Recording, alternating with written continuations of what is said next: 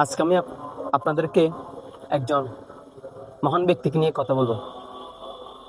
সে মহান ব্যক্তি হচ্ছে আহ, যার ভালোবাসায় কোনো স্বার্থ নেই, যার ভালোবাসায় কোনো নিখুঁত পরিমাণ কোনো কমতি নেই।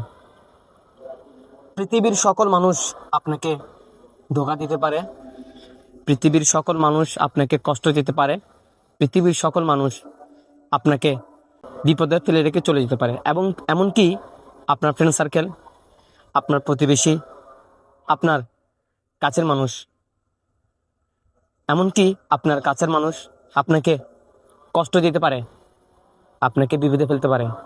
কিন্তু সে মহান ব্যক্তি আপনাকে কোনোদিন, সে মহান ব্যক্তি আপনার খারাপই কোনোদিন চায় না। সে সবসময় চায় আপনি কিভাবে ভালো থাকেন, আপনার ভবিষ্যৎ কিভাবে এগুক, আপনি কিভাবে জীবনে সফলতা অর্জন করেন, আপনি কিভাবে ভালো থাকেন এবং আপনার ভবিষ্যৎ কিভাবে ভালোর দিকে এগিয়ে যায়। সে মহান ব্যক্তি আপনার সবসময় ভালো চায়। আপনার বন্ধু আপনাকে বিপদে ফেলে রেখে চলে যেতে পারে, আপনার আপন মানুষ আপনাকে ধোঁকা দিতে পারে, কিন্তু সে মহান ব্যক্তি আপনাকে ধোঁকা দেয় না।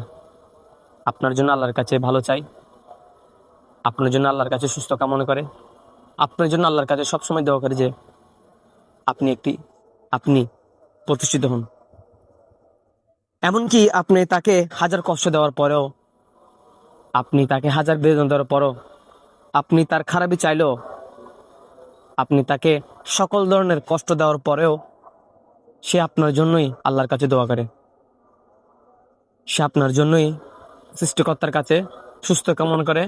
না, আপনারা কি জানেন সে মহান ব্যক্তিকে? সে মহান ব্যক্তি হচ্ছে আপনার মা।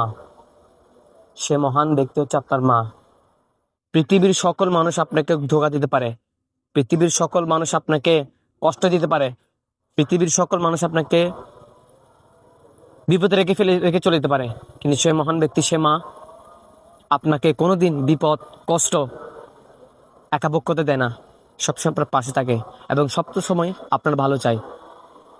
আমি চাই সে মহান ব্যক্তিকে সে আমাদের মাকে আমরা যেন সব সময় ভালোবাসি, মৃত্যুর আগ পর্যন্ত তাকে যেন আমরা ভালোবাসতে থাকি।